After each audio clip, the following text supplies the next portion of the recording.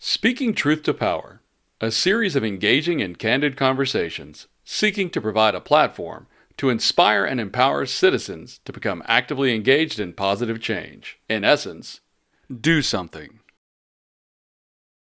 This episode features Joy St.John Johnson, environmental activist and educator. Your hosts are Russell Stanners and Remus Bowden.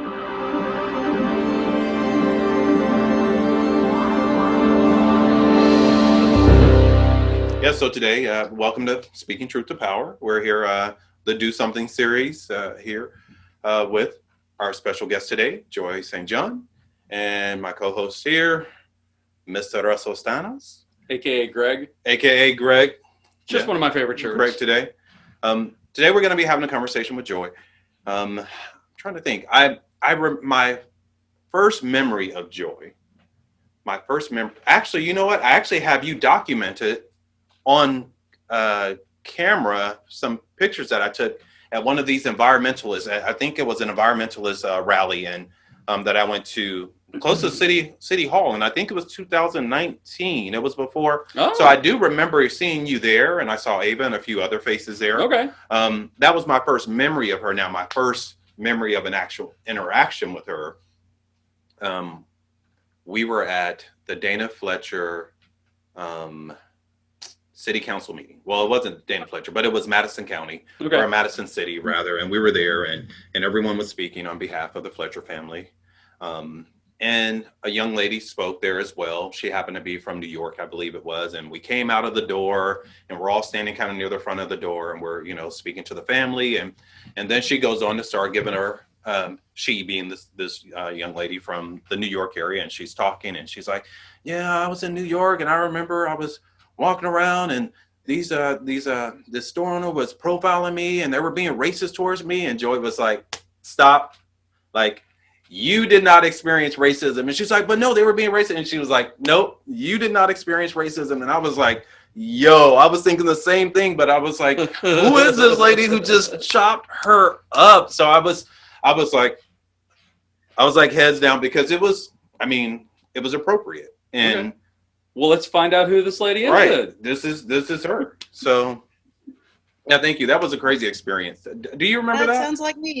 That sounds like me. I don't really remember getting on her. What I do remember is about that meeting most of all is I was having a little bit of a convo on the side with somebody from the Dana Fletcher family, or a friend of the family, or something like that. I don't remember his name. Okay.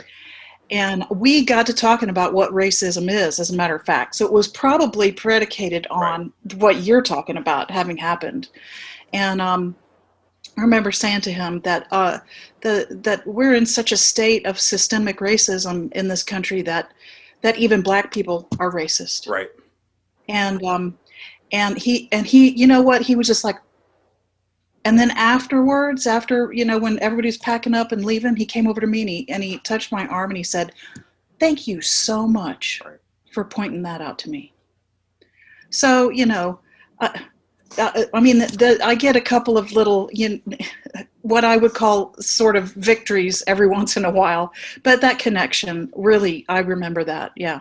And that's strong, because, for me, I think that's kind of the foundation of the whole Do Something movement. It's not a conversation with the masses. Is, hey, you know what I mean? Like, oh yeah, well, you got touch base, one person at a time. A lot of times we don't all have a platform where we can speak to the masses necessarily, even though we're trying to create power now. Say again? We don't have the power. Right. Yeah. Huh. Well, and it's odd that you say that, because when we talked about racism, because I was at one of the rallies in Albertville. And, there's some younger people there, and they were doing some things, and it's, and it was just one of those things. I was just decided to have a conversation with a few of them. And, there's one of the, it was like a young man and an older woman that were there. And she was just, she kept vehemently going like, both of them were like, I don't see it that way. I don't see this as a hate symbol and things like that. And I went, okay, how about if we rephrase it and say, it's a symbol of hurt, that your symbol hurts somebody. Right. Do you feel comfortable knowing that the thing you choose to align with is hurting somebody?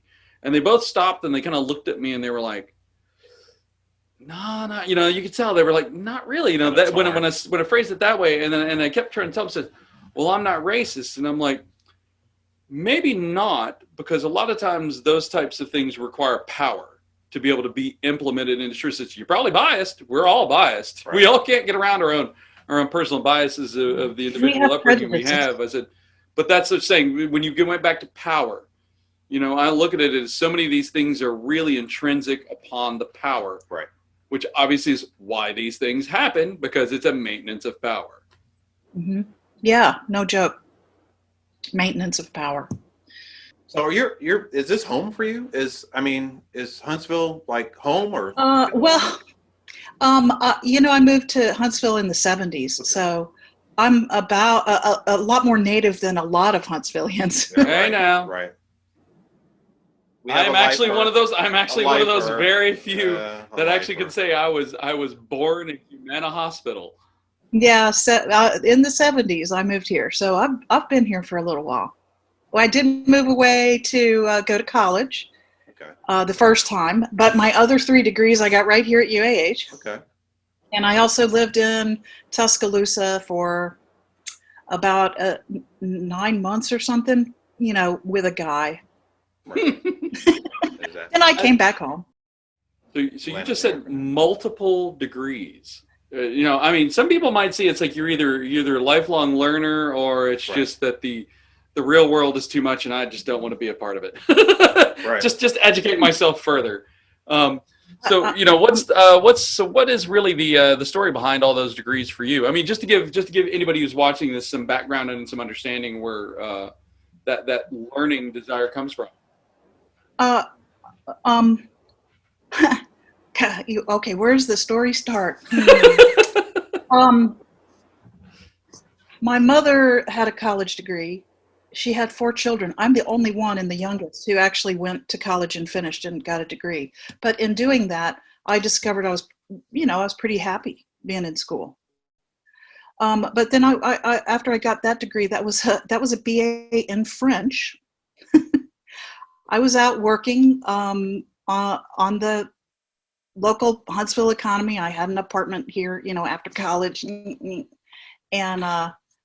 then I read a book. I read a book about modern physics, and I was fascinated.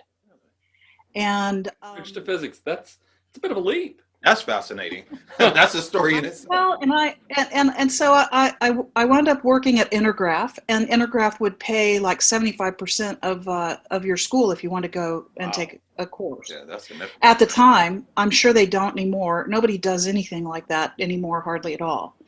But so I kind of just said, it's nothing. I'm just gonna try it, you know, and I signed up for calculus, and I loved it.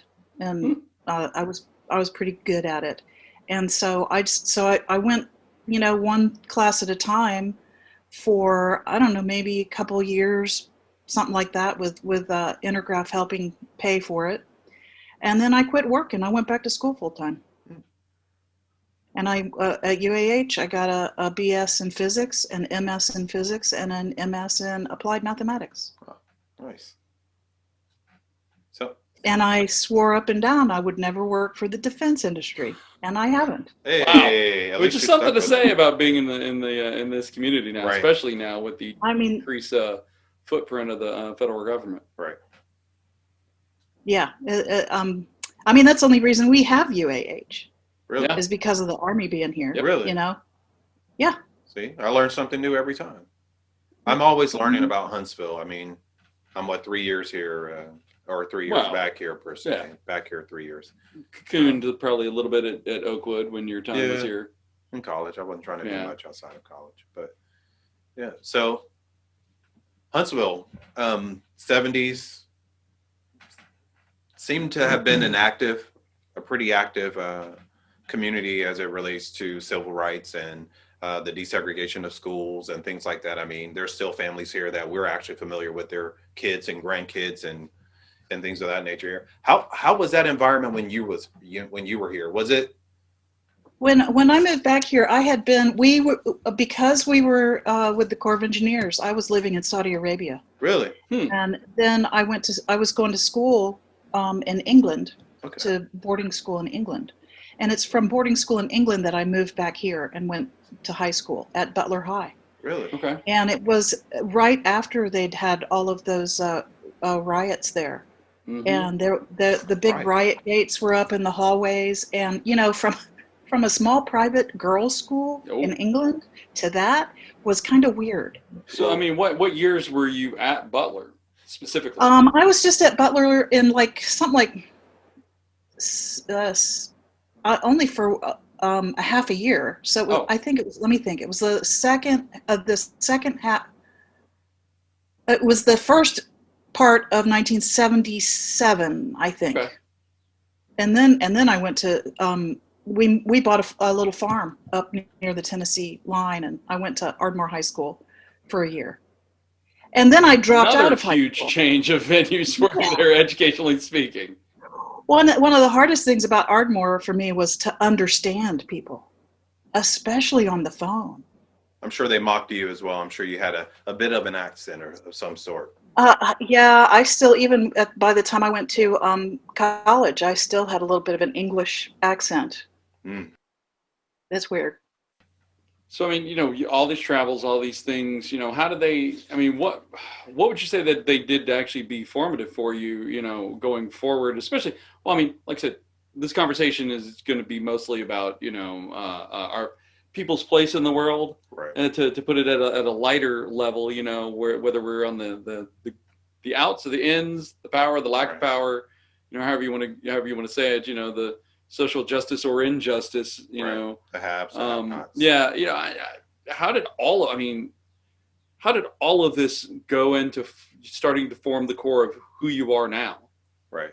Man, I don't know, but this, one of the things I can tell you though is from living overseas and seeing how people felt about Americans, that was informative and formative.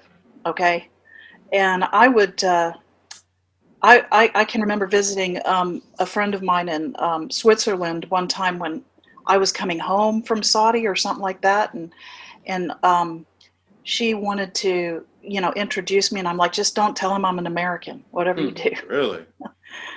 Yeah, that kind of stuff. It's yep. That's one of the big things, and also, you know, just you. I'm not going to say that people need to travel all over the world to widen their horizons. I don't think that's necessary. You can go up to Ardmore and find people that aren't like you if you want to widen your horizons, for instance, you know. Right.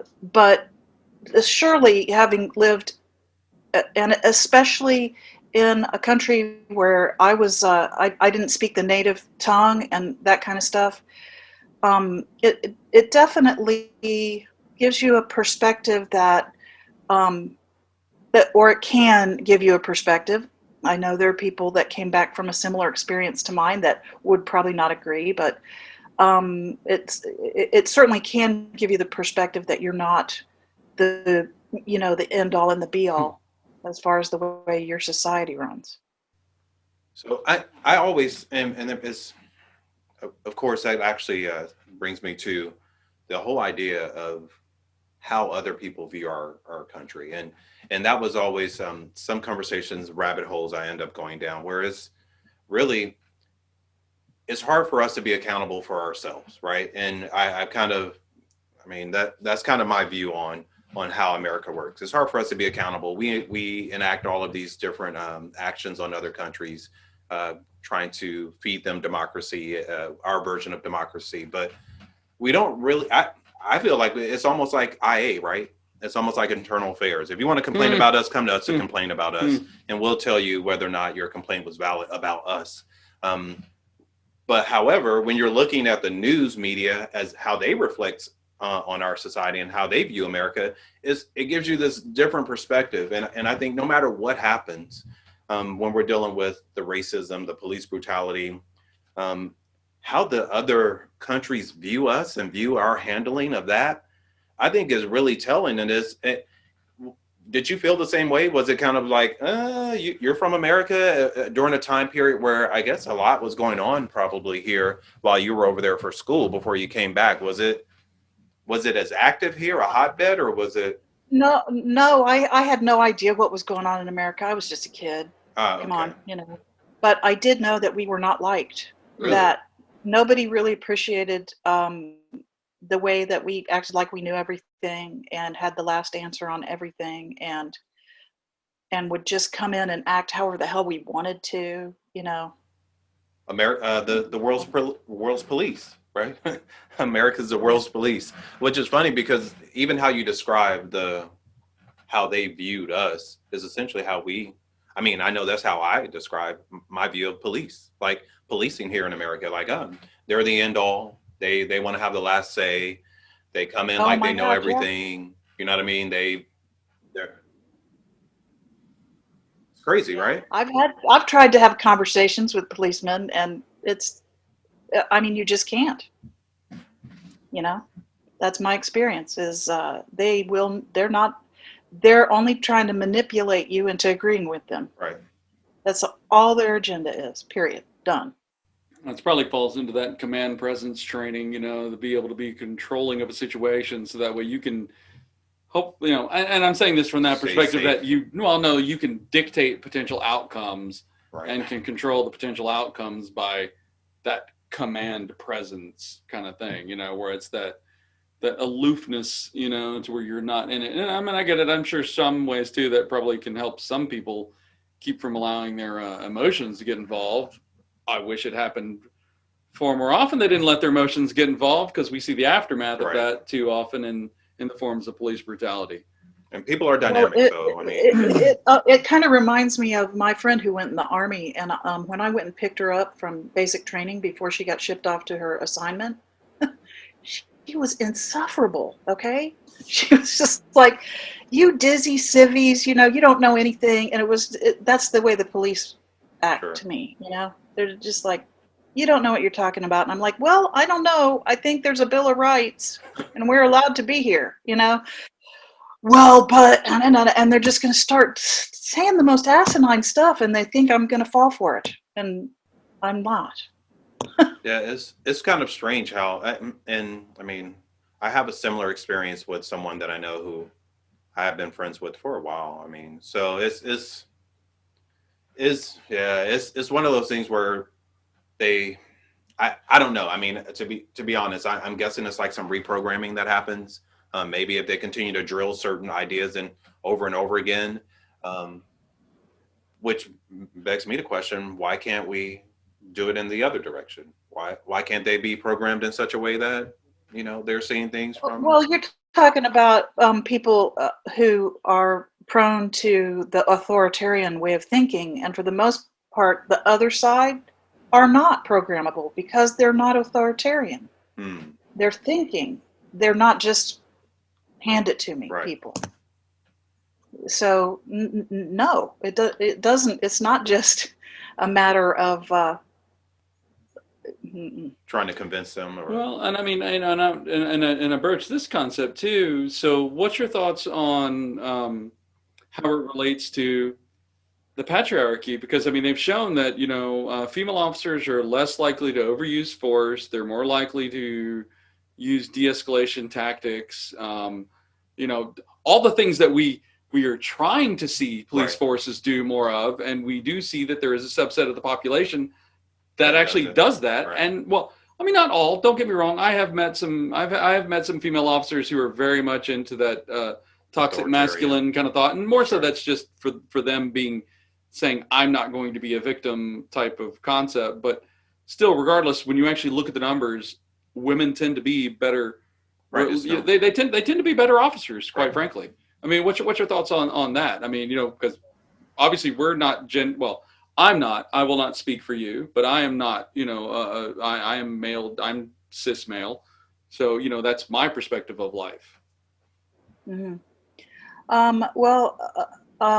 Yeah. It's the brainwashing thing, right?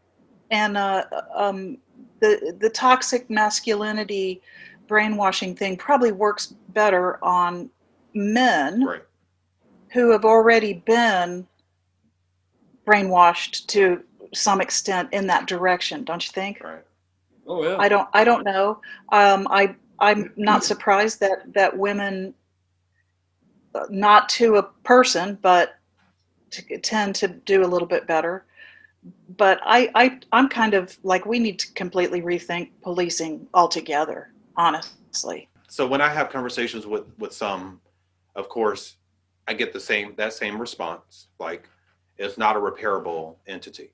Like, it's not a reformable entity. It really needs to be deconstructed and thought out and reconstructed in such a way that it makes more sense today than, I guess, when it was originated. Um, some people feel that way about the government as well. Like, the government should be deconstructed and reconstructed. But Mm-hmm. we're still a capitalist society, and there's still, the city's enforcement arm. And I mean, how do we shake that? Is that? I guess ultimately, my question is: do you think there's potential that for us to actually reform things here in Huntsville? Like, what are your thoughts on this whole cycle that we're going through, the HPCAC, given this review? I think it's a big stall tactic and a deflection exercise, and I'm really tired of it. And I'm not going to believe that anything's going to come out of anything until something actually happens. Right. I don't trust them at all to do anything. Right. And part of the reason is because I'm my number one concern is environmental. Right. That's why you saw me at that protest. Yes. And they promised us all kinds of things from that protest, and not one of those things has happened. Not one. So this is a cycle for them. Yeah, they're deflectors. Because we're in a capitalist society, the people, it's money. Right. Money is what talks.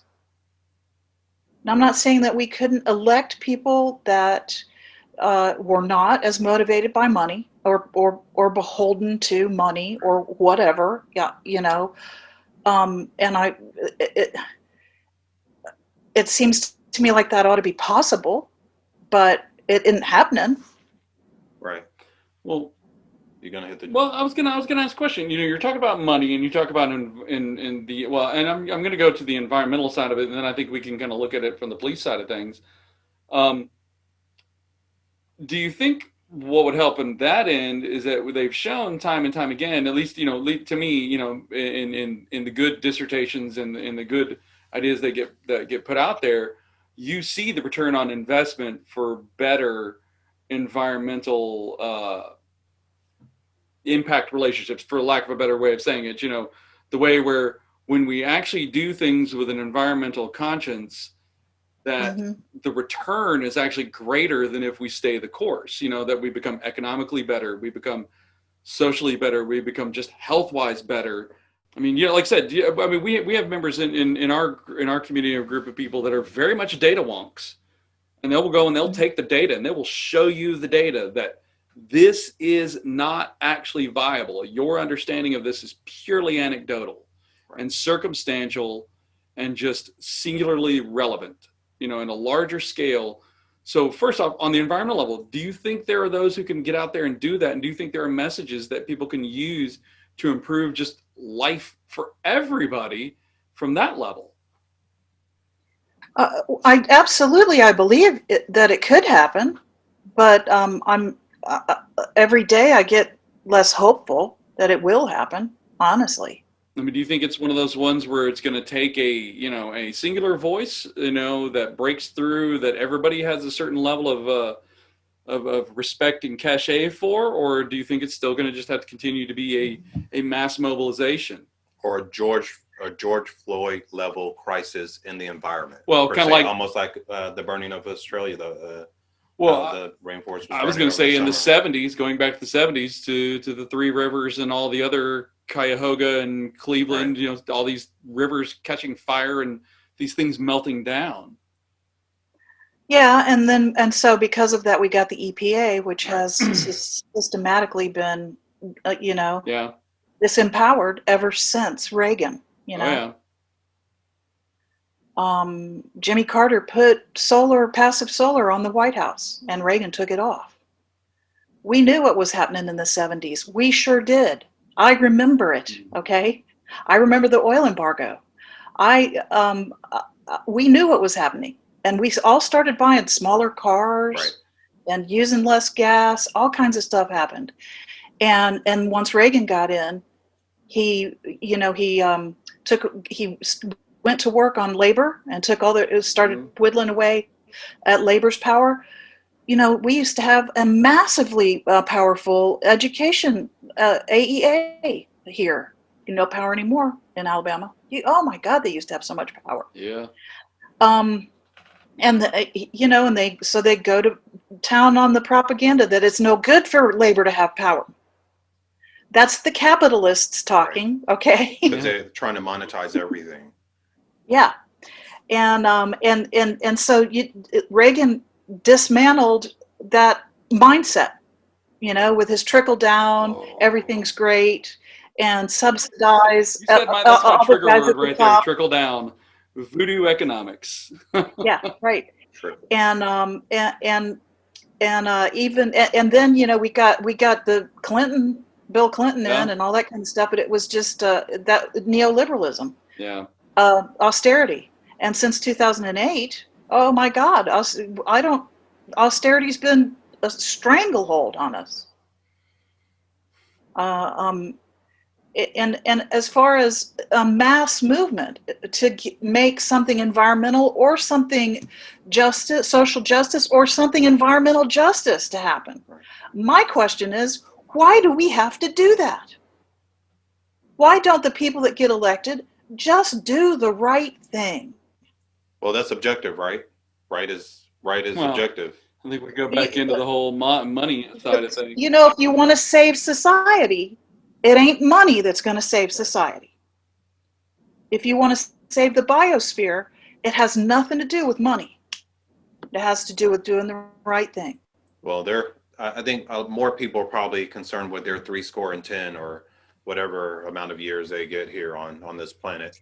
Well, see, and that's why I rub a lot of people the wrong way, because everything I do and think and see is, I think of it from an environmental point of view. Right. And it comes out in my conversations, and I make people mad. Well, I can't. That's the thing I want to say is, like, do you think we have to reframe that in, we're not saving the planet, we're saving our own butts, because the planet will eventually just shake us off like it shook off every other dominant species. That's not necessarily true. That is not necessarily true. We've got greenhouse feedback loops here that could feasibly turn this planet into Venus. Venus is the closest planet to us in mass and orbit, and it's a greenhouse gas. There's no life there. It's a greenhouse gas trap. It's hot as hell. So you think we would adapt long enough to survive to finally put the death nail in it? No, nothing will survive that. So these people that are like, I'm not worried about the planet will be fine. No, we are messing this planet up. This biosphere is getting messed up. And what can I say? Well, do you think there's something else we can do where, we saw a lot of stuff happen with the, concepts, when the fluorocarbons and things with the ozone layer. We saw some actual traction there. And we see companies doing that now, where we're not reintroducing those things. And we're even seeing that in some of the phthalates in the plastics and things are being phased out. Now, mind you, that's being led by Europe in places that finally filter here because American companies want to be able to sell in Europe. Right. Do you think we have another? I see a lot of talk about the gyroscope and plastics in the Pacific gaining more traction. Do you think we have something like that can bring that forward? I think that we could fix it. Okay. I do. Well, not we, but corporations, really. Yeah, that's right. Yeah. I'm tired of the victim blaming, but every time it comes around, it's the individual that's got to change the way they live. When the fat cats don't have to. Right. Not to mention that the fat cats have the money to fix it. Absolutely. Billionaires should be taxed out of existence. Right. Nobody needs $1 billion. Unless you live in a capitalist society. Well, billionaires control inflation. Sorry, that was just one of those little fun ones that I always like to think about. That's the argument, is that billionaires control inflation. Yeah. I don't know. The other one that gets me is you need capitalism for innovation. And I'm like, you tell that to the Plains Indians, Right. you know? Right. The most innovation that the human race has ever undergone was when they were hunter-gatherers, for crying out loud. Don't even talk to me. And all the innovation we have now is just, oh, can you make a better piece of crap Yeah. that breaks sooner, so it has to be replaced. Right. Yeah. If it doesn't break, we can't replace it. Yeah, what's interesting was when you say the innovation is I remember one of the most amazing things that I kept hearing when we went into the fiasco that was the Iraq War was how many engineers that were living in Iraq that were keeping all these American-made like GE power plants and all these things running and operating without access to any replacement parts from anybody or anything. Really? And I remember some of the amazing stories hearing about that, about just how incredibly innovative some of these people were, you know, to facilitate keeping this kind of modern system of power and generation and all these things going without access. Right. Ingenuity is. Well, that's why, you know, I'm a firm believer in science education, obviously, you know,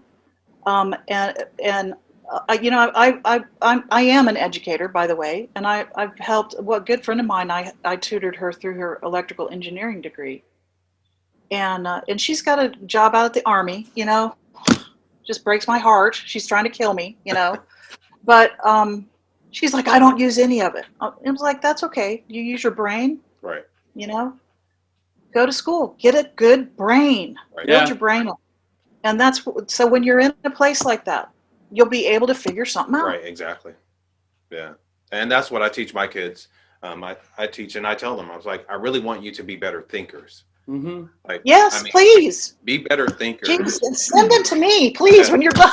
I like working with people who are interested in thinking. Right, exactly. And because a lot of times they're like, going back to no dumb question, but lazy questions.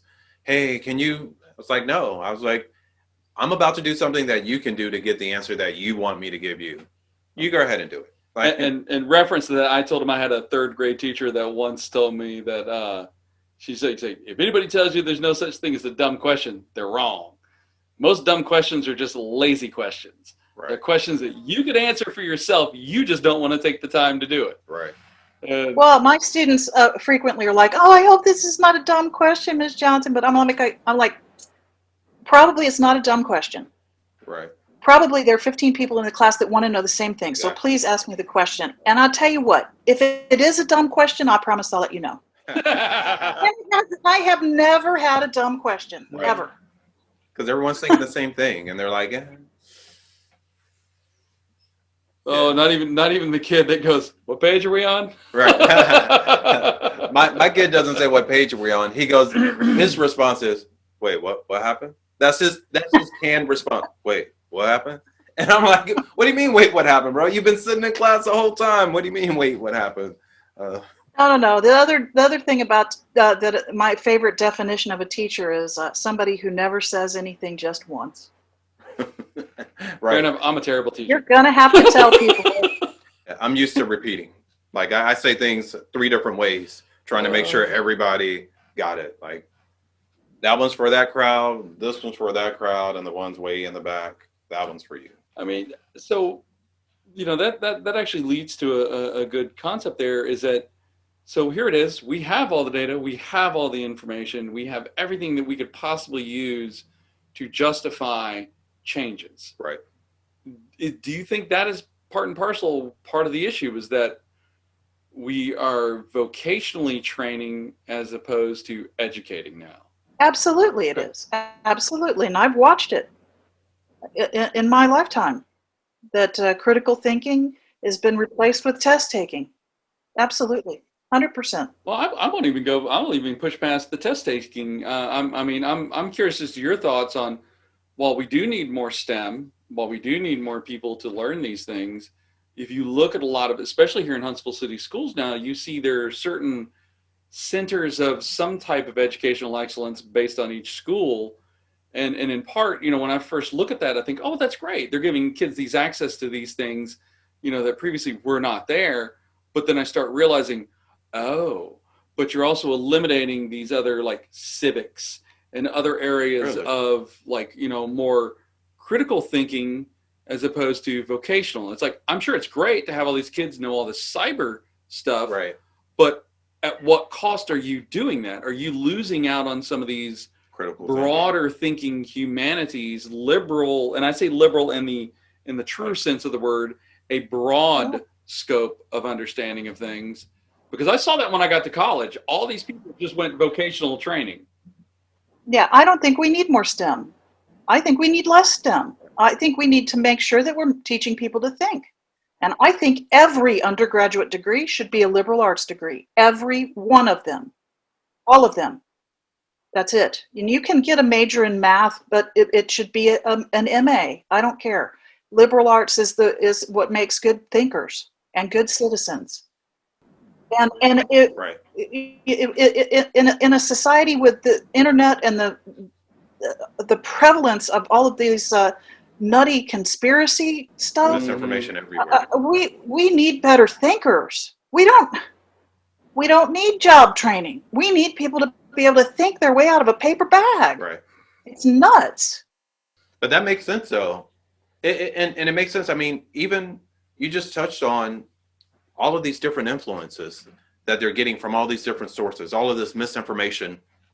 I mean, do you think if we had more thinkers, maybe we would have had less people January 6th show up at the Capitol to bum rush the Capitol? Do you think if we had more thinkers, we'd have? Well, if we had more thinkers, we would never have elected. We would never have elected somebody that would have caused them to think that was the right thing to do. Right. I hate to say it. I start to think that there's certain combination of those, and as he was saying, the do we need to change the government? I think there was a certain amount of nihilism involved in that as well. I mean, to be honest, there are people that I thought were actually pretty darn solid thinkers that voted in that sense, and honestly, when I go back to them, I look at it, it was more of a nihilistic decision on their part. They were like, yep, let's blow this up, without realizing the true consequences of what blowing this up would do.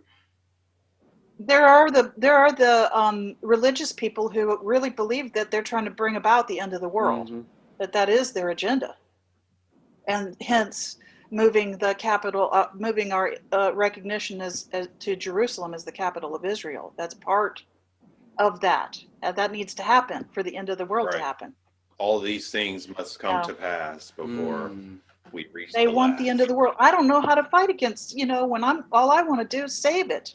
And I want to save the biosphere. I don't even care about people. Well, like I said, I go right back to what George Carlin said. You can just get rid of us. The planet will be fine. The planet will be fine. That's crazy. Go ahead. No. I was just thinking that, you were saying, just how all these things intersect, They do. Just how all these things, they all seem individual, but they all intersect in so many odd angled ways. Right. And that's all of, and that's why I don't know. It's to me, I call it a rabbit hole. They intersect, but it's all, to me, it's this huge rabbit hole because there's so many pieces to this puzzle and they all play such intricate parts in the shaping of our nation, like how things happen at the local level, the national level, the global level. We have all of these different pieces, and I'm concerned, but again, more liberal arts, I mean, does that really solve our problem? I don't know. What's your degree? I'm chemistry and math.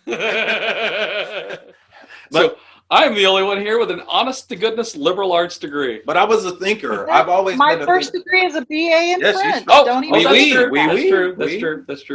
That's true. I'm a communications degree, and I always love how so many people like to denigrate my degree when they don't realize it was funny. Being a liberal arts, I had to take all these different courses that were totally outside of my major. And I mean, well, I don't say I had to. I got to. Let me be clear on that. I got to. And the amusing thing for me was that since I don't know. I guess since there were these certain level classes, it's kind of catch as catch can on who the teachers were. And I remember my physical science class, we actually got the chair.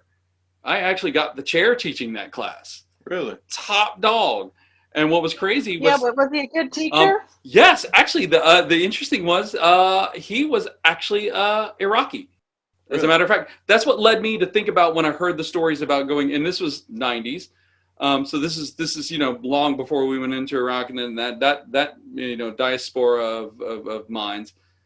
That's what made me think about that when that came up, and why that hooked so well for me, because he taught, it was physical science, but really he was teaching us organic chemistry.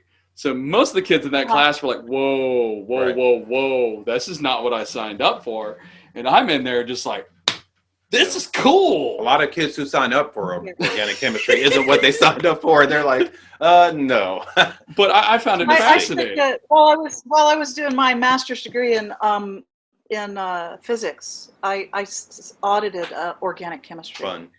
And I went to all the labs and did all the labs, but I stayed in the lecture for, up until maybe about the first test. Yeah. Because but up until then, they were talking about the energy, the carbon bomb, and how that worked and all this kind of stuff. And to a physics person, that was fascinating. Yep, right. But then after that, they just started talking about, well, you got to memorize that you got to put alcohol Right. with this in order to get this to do this, or you need to put it in some other solvent, just all this kind of stuff. I'm like, so you went from the theoretical to the practical, and once you got to the practical, it was like, They lost you. Yeah, I don't care about that.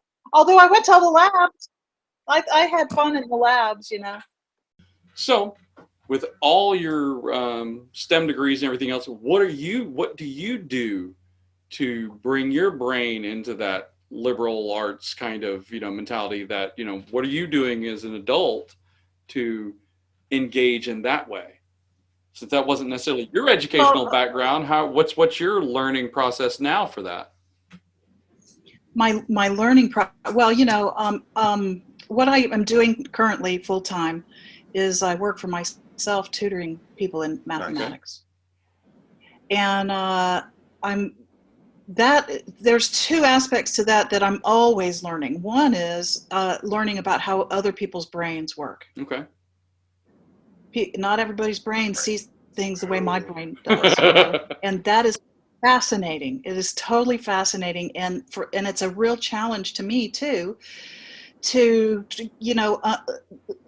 figure out what they're seeing or understanding, and then to be able to figure out from my brain, which doesn't see it that way, how to help them. Yeah. That's a constant challenge and learning experience for me, constant. Right. And also I'm tutoring now. Since we went completely online, I'm tutoring people all over the country, and I'm tutoring upper level stuff that I didn't get to tutor so much when I was here. I was doing live. I was tutoring a lot of algebra and geometry students. Bunches. So do you like it better during this COVID season? Do you like the nature of the business that your clientele? No, okay, so it really sucks to tutor online because I can't see what my students are doing. Okay. And it makes it more like a lecture. Like, here's what I would do. This is how I would do it. And I can't see what my student is doing. Okay. So it's harder for me to figure out what's going wrong. Right. So, so that's part of that's the exhausting part, honestly, of online, is trying to pull out of the student all the time. What's going on with you? Are you getting it? Where did I leave you anywhere? Because I can't. Because they can sit there kind of blank face and they're just listening and they're like, oh, yeah. And then when they show you their work, you're like, wait a minute. What? Yeah. No, definitely. Yeah, it's exhausting. But yeah, I don't anticipate, honestly, ever going back to in person. Really? I can not drive my car 5 days a week. Okay, so this is 6 days a week. So even though it presents a challenge, you're okay. You're comfortable with that challenge. Have you figured out ways to mitigate that challenge? Is the challenge? Is the challenge not being able to see how they think through it and watch them actually work, or is the challenge just trying to figure out what that blank stare means on their face while you're trying to help them by explaining? The frustration is not being able to see what they're doing, so that I can't, Okay. catch it, whatever they're doing, or say things like, my in-person students always get from me, like, you're not going to be successful at this if you don't get your paper more organized. Just things like that. So that's frustrating because I have no idea what they're doing over there. None. And I when I was teaching at A&M is when online homework systems came online, and you could tell. I mean, the whole online learning thing makes people really messy. Like they don't follow through the normal procedures. It's just kind of all over the place. Yeah, I mean, it's like, oh, they'll jot it down here, and then and it's all over the place because nobody's ever going to see it. It's not like homework that you had to turn in that somebody was actually going to look at. And work through your process and grade your actual process versus the end results. Nothing makes me crazier than to get a student whose teacher has told them you have to do it this way. Because every math problem, there's at least 3 different ways to do it. That's what I tell my coding class. And my students, you do it however you want to do it, however makes sense to you. I'm pretty smart, and I think I'll be able to figure out what you're doing. See, that's funny. And if I can't, I'll ask. It's funny because then what I do, I do photo, video, and these things for a living, and especially with the programs that I use to interface and things, there's so many ways to do something. Right. And I'll have people like come into things like, hey, can you show me how you do this? Well, I can show you how I do it. This may not be the way that you ultimately want to do it, but I can show you my way. Right. And it's funny how many different ways I see people do what I do. I mean, well, like I said, we do it so many different ways. And that like activism. Yeah, well, and see, that's what I was going to say. We do it so many different ways. That's the thing I was trying to think about too, because Remus goes about it in a certain way. Right. We have friends that go about in totally different ways. Right. Than we do. I mean, we're all looking for the final goal and the same solution type of thing. But it's one of those. It's like you said, the critical thinking. So, how do you think critical thinking can get involved in sorting out these multitude of processes for just this type of thing? Social justice, environmental, police brutality, just all of it. The racism. Good Lord, I honestly don't know. I'm not very happy with the last round of local elections, for instance. The outcome there, we're just not electing people that are going to make changes, as far as I can tell. Clearly, we know what to do. There are cities all over this country that are reforming the way they police and having citizens councils that the police answer to. So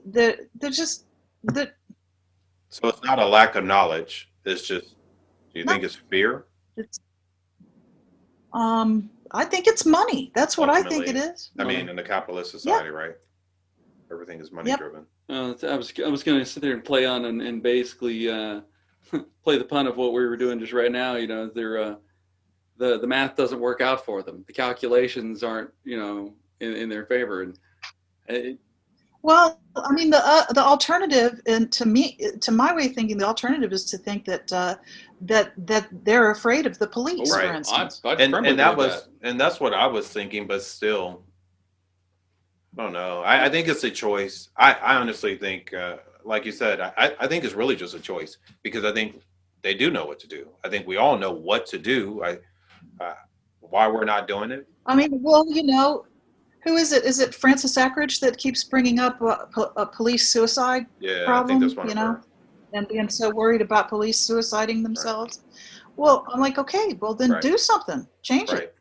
It's kind of interesting now that we've been more attuned to the processes of what they're doing. How well, and after speaking with Councilman Keith about how things get manipulated. There's no other better way to say it. Manipulated. How somebody can introduce a good idea, somebody can offer up, somebody can put themselves on the line out there, but then there are others that figure out ways to maneuver and move it out of the agenda. Yeah. Yep. And why? Money. It's got to be money. That's all I can. Well, and that's why I was saying that's why kind of when I was trying to push. I was trying to lead either one of you guys into this middle concept was the fact that our financial institutions got turned upside down because Wall Street ended up realizing, hey, let's go hire all these MIT and Stanford grads and all these mathematicians and go work up all these unbelievable crazy algorithms, just like social media companies did.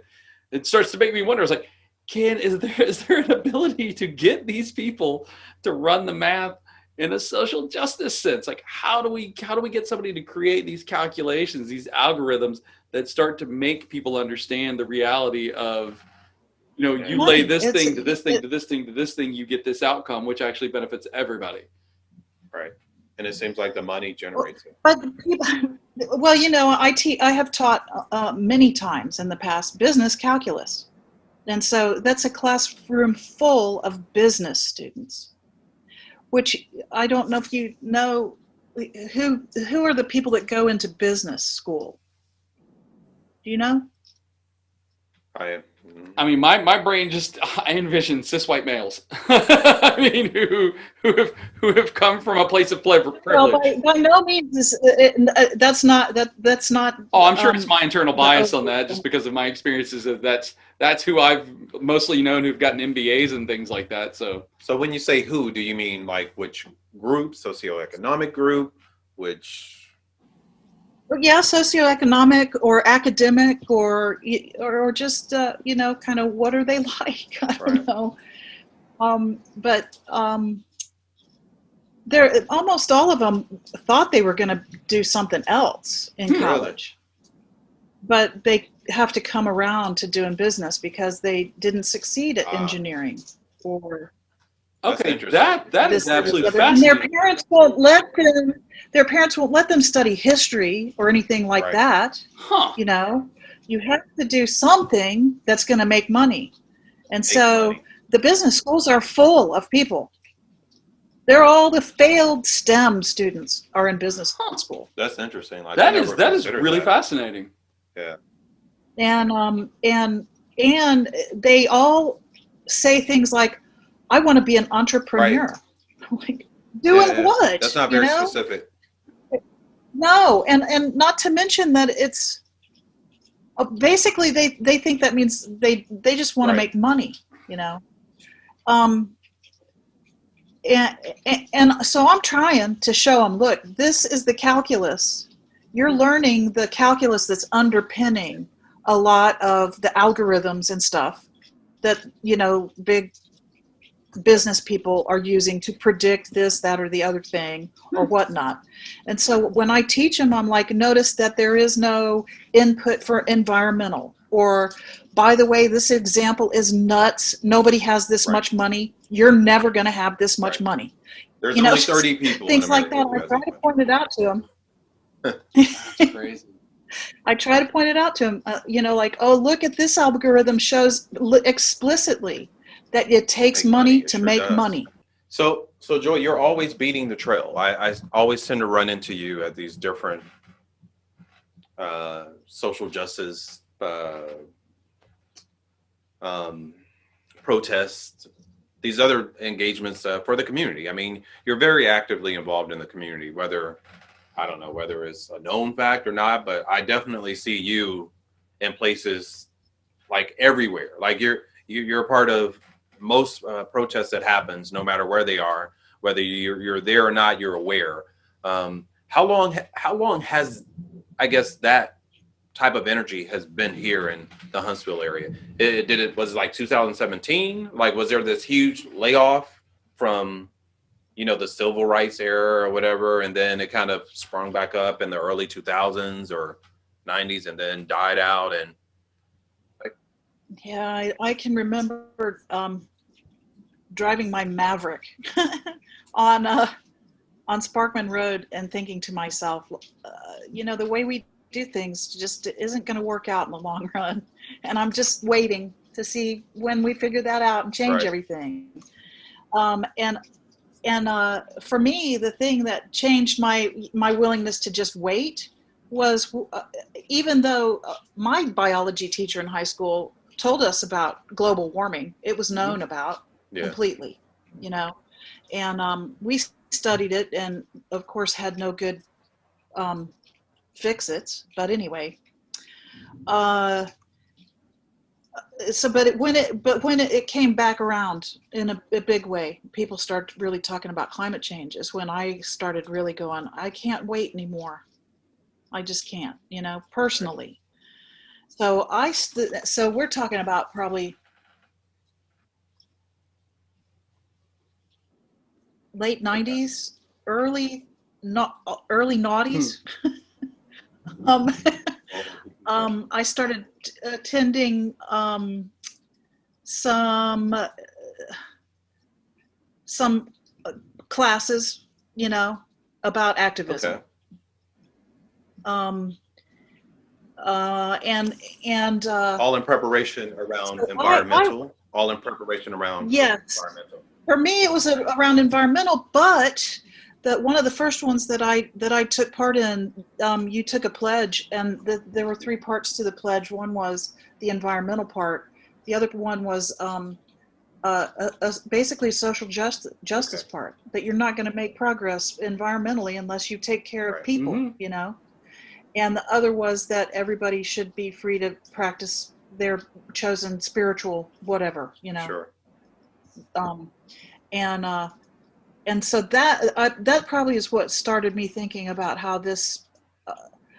I could definitely see that the problem was that I saw the way we have society arranged is not going to work.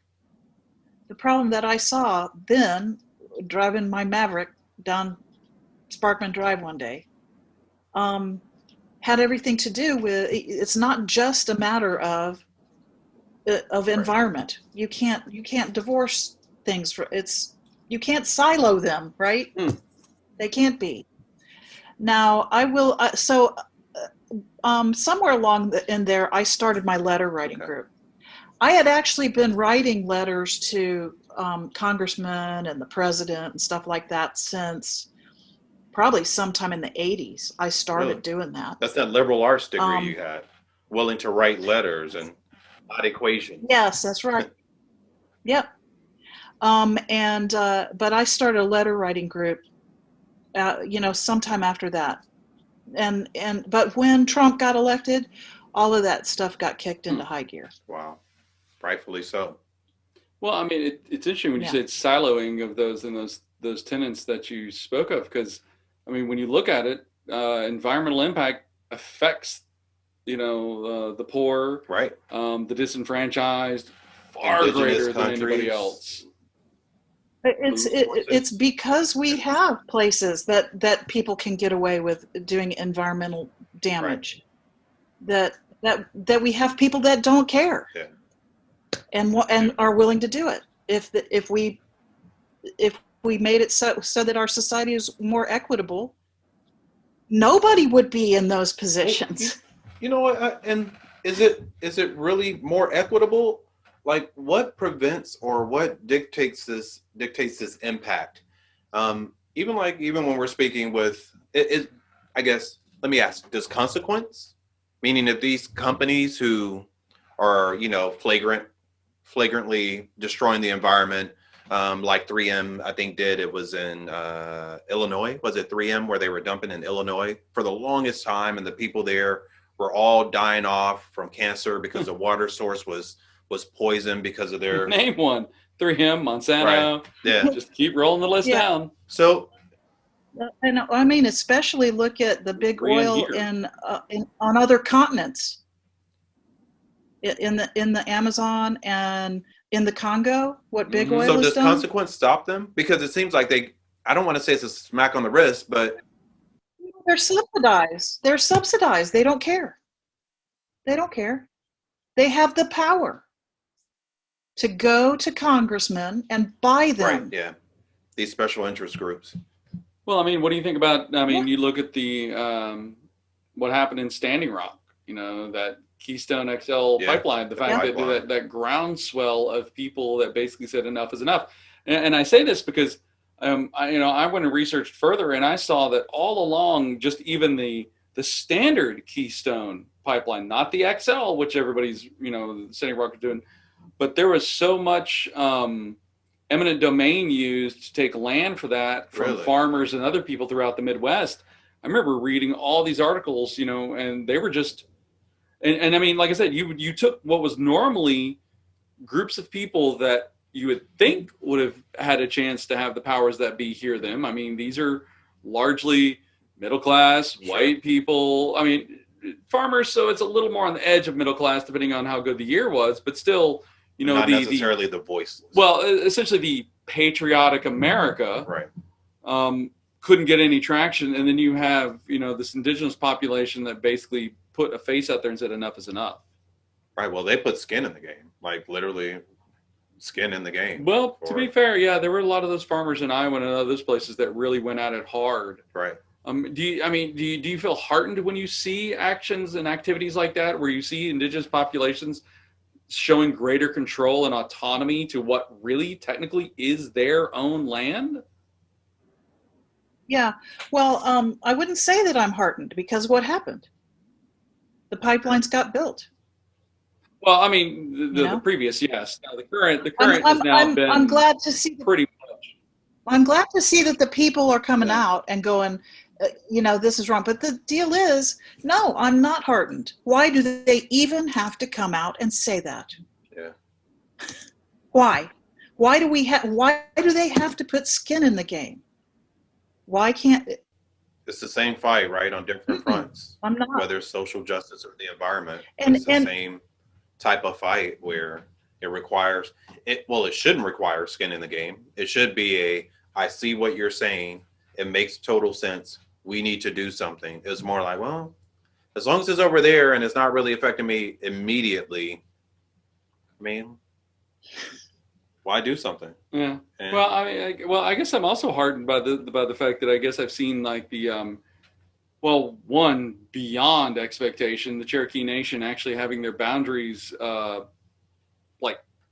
definitely recognized and fully informed by the this current Supreme Court in Oklahoma, right? This current Supreme Court expanded and legitimized their actual boundaries. And then they actually went and straight up flexed recently and started telling, they had their allotment of COVID vaccines and are telling people in surrounding county or in the areas that which they are overseeing and which are surrounding, saying, come on, we'll give you the vaccine. Right.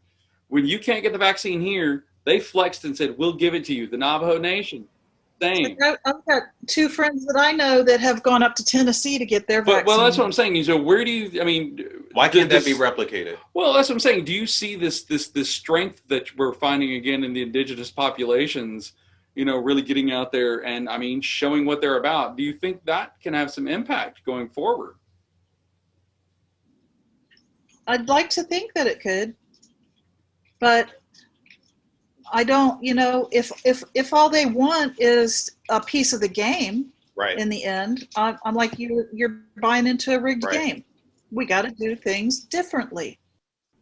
I would love to believe that it's indigenous wisdom that can save us.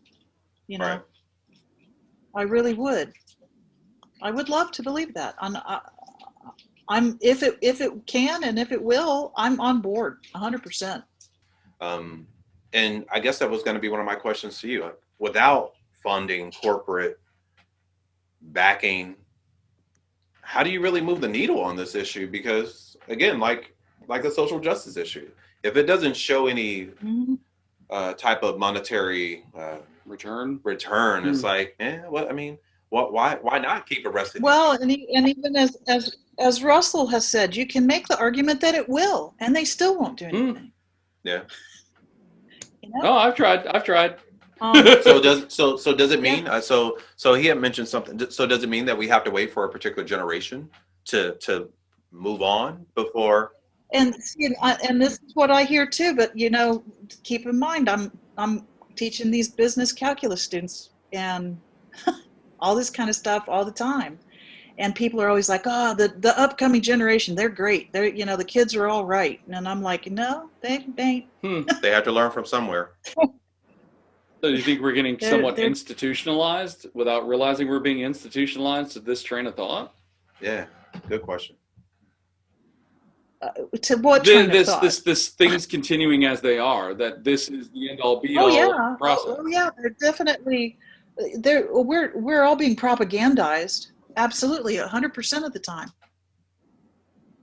into not doing anything. You know, that America is the best, that our democracy is the best, that that our new president is going to be better. You know, all of this. It's 100% of the time. Just a new face on the same body. I mean, I quit listening to any mainstream media at all because it was just misleading.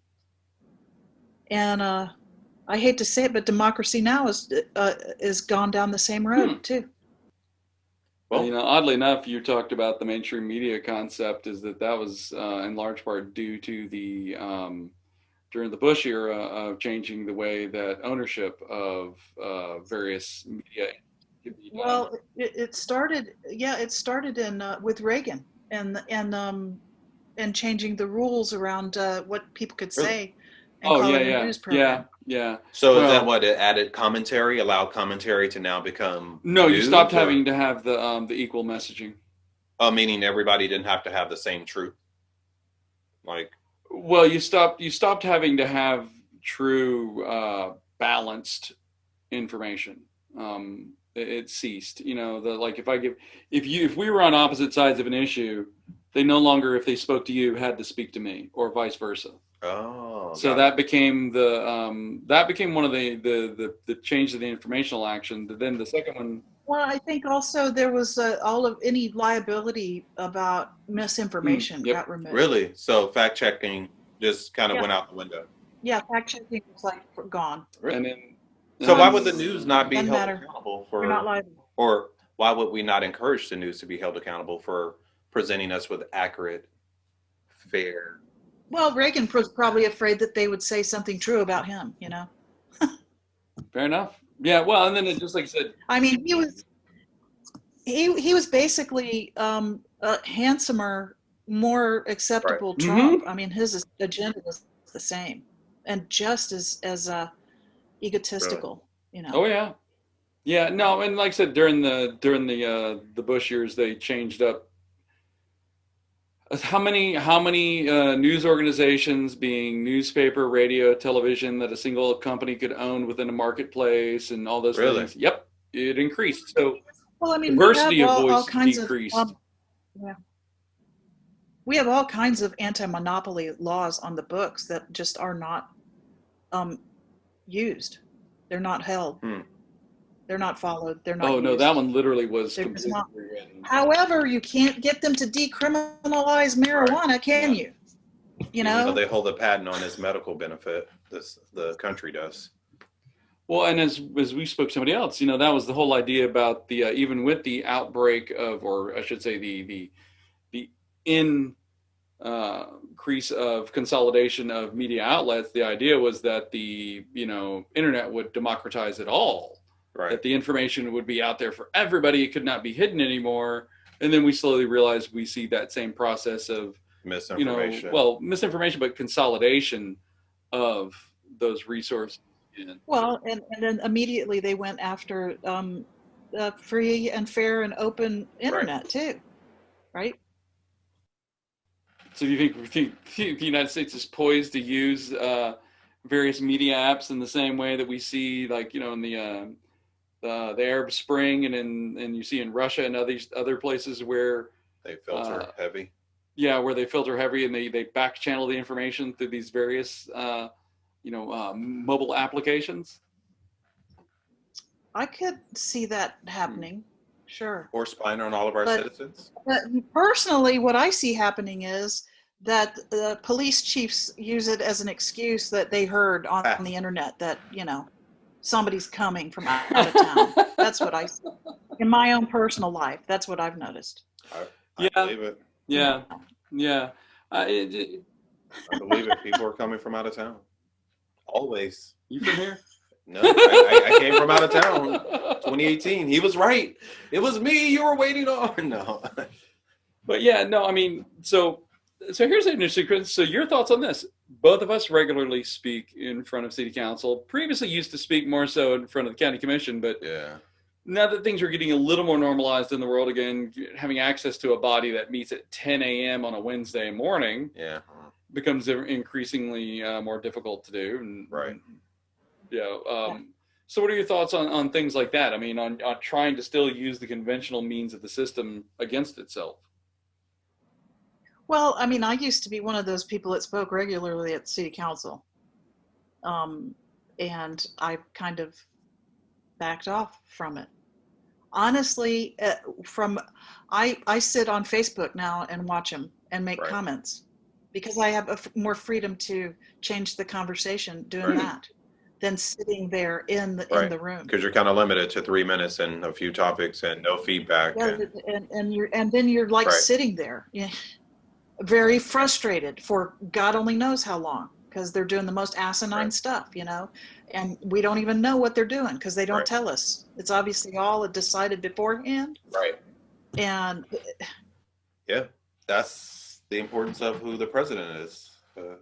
What gets brought to the table, what resolutions get brought before the public, what's important rather, and that's what I'm hoping to change ultimately, is to remove certain people from office who aren't doing what they should be doing for the people that they represent. And I'm trying to reach out to different people in hopes that my voice will be amplified through them in their different circles, because I ultimately can't speak to everyone. I mean, I can't pour my passion and zeal for, things into everyone, but my hope is that it spreads. Can I just say, do something? Yeah, so I'm gonna be standing by to see if everyone follows through, right? And that's what I was warned about. And so ultimately, I think what I gathered from you was, until they do something, you don't believe that they're going to do something until it's done. Nope, I don't. So we need to treat it like the weatherman predicting snow in Alabama. Right. I won't believe it till I see it touch the ground. Right. And stick. Yeah. But I mean, even with that mindset, what keeps you going at it? Right. I can't. What else? What do you want? What else am I going to do? Right. I can see what's going on. I can see the truth. What else am I going to do? Turn a blind eye to it. Right. How do you do that? You tell me how to do it, and I'll give it a try. It's hard for me as well, so I get it. I got no idea. I got no idea how to just sit on my thumb and pretend like nothing's going on. But it's crazy how people can do that. How there are people who are living very comfortably in ignorance, completely okay with it. And even when you try and bring it to their attention, they feel like you're being offensive. Like, come on, what are you doing? Like, tell me about it. I know. Are you trying to tell me something that I don't want to know about? Like, yeah, I mean, but I mean, isn't our society basically built for that at this point? I mean, the way we operate and the way things are, it's built. It is. It absolutely is. Number one is our education system has been systematically dismantled to making critical thinkers and people who think for themselves. Number two, because of austerity, we've been driven to a point where we have to work all the time, and we don't have time to pursue all of this stuff that people are constantly, well, if you would just keep telling your elected officials to do this. I'm like, I'm tired. Why don't they just do the right thing? I am tired. They're paid to do that job. Why do I have to? I'm not paid to show up and tell them what to do. And then they don't listen to me anyway. Yeah. What? So it is completely set up to disempower us in many different ways. I don't have a fix. It is such a complicated, awful problem. It is. I have no fix. Revolution is the only thing that I think can fix it, but I don't think I would survive. I'm already tired. I think I think cooperatives are a hopeful way to try to change the way we think about Okay. work and society. Work cooperatives, housing cooperatives, food cooperatives. Get things that now you're talking about democracy. We don't really have democracy in this country, by the way. No. I don't know if you guys knew that or not. But just bring democracy right down to the pavement, work together, figure out how to work together, and start understanding that we've been divided. Since inception, though. We've been divided. Well, here's an interesting question. You were talking about the austerity model and that we've been pushed into that.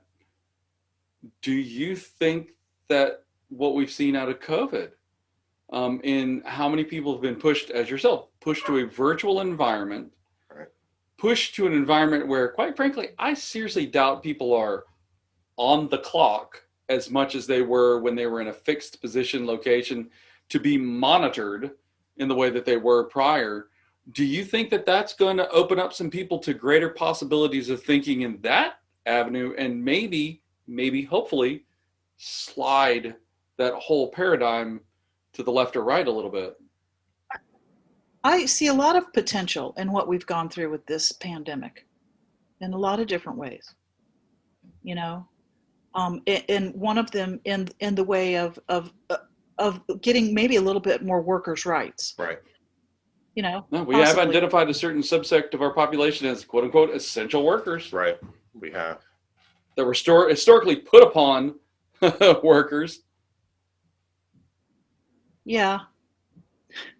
Well, but they're not getting any special recognition or $15 an hour minimum wage, are they? They catch bullets while they're asleep in their bed, though.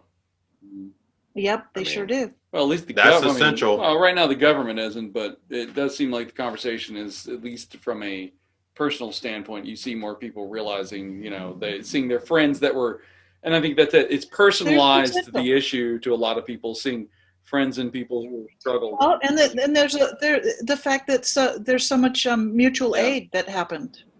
I think that's pointing the way to realizing, no, we need to decentralize. We need to get some resilience on local levels in all kinds of ways, and that the way we have society put together, it ain't gonna work. Except for a few. And it seems like those few are. I don't, if there's no biosphere, the few is, Right. They all think they're going to go live on Mars, but by the way, you guys, that's complete nuts. You know that, right? You're going to live on Mars? Right. Not in our lifetime. Nobody's going to go live on Mars, okay? That's not happening. That's the end game. That's the dream we're selling. What are you talking about? When this is all, we can go live on Mars. Yeah. I think we've all kind of got to that point where we're just looking at this issue, and it's just it's become circular. I mean, it's become a circular issue where it's like, you got to do the one thing to do the one thing to get to the one thing, but how do you get that one thing? Those layers. Yeah. It's complicated. It's really, really, really complicated. And if I say the thing to do is fix education, that's such a long-term thing. We don't have time to wait for people to become better thinkers. We just don't. Just being mindful of your time as we wrap up. Do you have any? So I guess my question to you, kind of the final question, or one of the final questions, is moving forward. We're trying to move the needle on multiple facets here, whether social, economic, environmental, and what would be your advice to anyone who's not actively involved, who's thinking, you know what, there's really no point in me continually trying to, or even getting involved with trying to do something because the deck's loaded, or I'll wait until they see it, or I'll wait for I'll wait until I see them actually do something or perform an action. Well, what would be your words to them to actually get them motivated and, I don't know, to provide maybe a spark? Well, all I can say is what motivates me, which is integrity. I mean, what do you Right. believe in? You know, how can you not work on it if you believe in it? That's all I've got. I don't have much, Remus. I don't have much of anything else left. I also like to pull out this passage from the Talmud. Do not be daunted by the enormity of the world's grief. Do justly now. Love mercy now. Walk humbly now. You are not obligated to complete the work, but neither are you free to abandon it. I like that. Thank you again, Joy. I appreciate you. Speaking truth to power. Like, subscribe, comment, share, do something.